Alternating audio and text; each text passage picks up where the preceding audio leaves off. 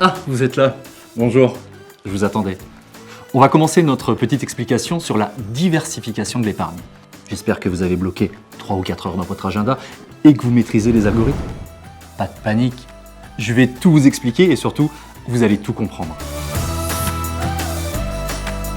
L'inconnu fait peur. C'est humain. C'est normal. Alors, pour placer son argent, on a tendance à préférer ce qu'on connaît bien, ce qui est sûr.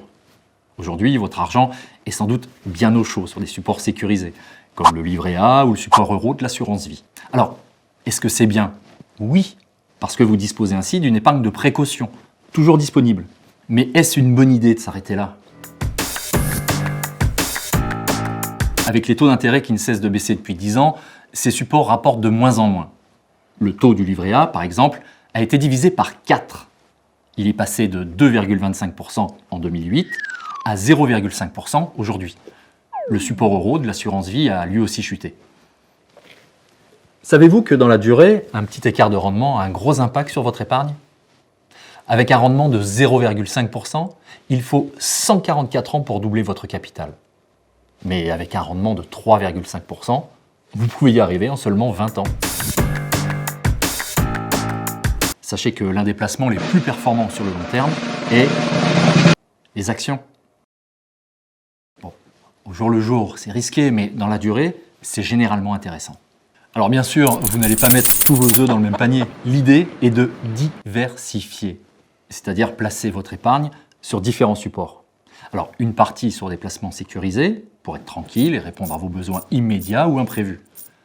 Et le reste réparti sur des placements de long terme, susceptibles d'être plus rentables. Et oui, pour certains de vos projets, vous avez du temps devant vous. Aider les enfants quand ils quitteront la maison, changer de logement, pour la retraite. Nous conseillons généralement d'en combiner 3. Premier placement, dans les entreprises, avec les fonds actions. Ce sont des sortes de paniers de plusieurs actions qui sont gérés par des professionnels. Pourquoi investir dans les entreprises? On l'a vu, en contrepartie du risque, c'est l'un des placements les plus rentables dans la durée. Mais c'est aussi un investissement utile, concret. Cet argent permet aux entreprises de se développer. Au passage, saviez-vous que dans tous nos fonds actions, nous intégrons des critères ESG, environnement, social et gouvernance?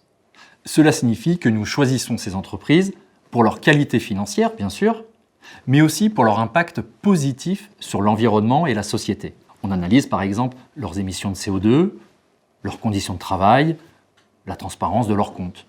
Vous pouvez aussi choisir d'investir sur des fonds thématiques pour cibler les entreprises qui agissent concrètement sur les grands enjeux d'aujourd'hui, comme la gestion de l'eau ou l'éducation. Le deuxième placement que nous vous conseillons, c'est l'immobilier. Avec la pierre papier, vous investissez dans de multiples immeubles de bureaux et commerces de qualité, situés dans les plus grandes villes d'Europe. Pourquoi l'immobilier? Pour avoir des revenus récurrents, les loyers perçus. Et parce que ces marchés évoluent différemment des marchés financiers. Vos œufs ne sont pas tous dans le même panier. Nous arrivons au troisième placement conseillé, les solutions à formule. Le niveau de protection et la durée sont connus à l'avance.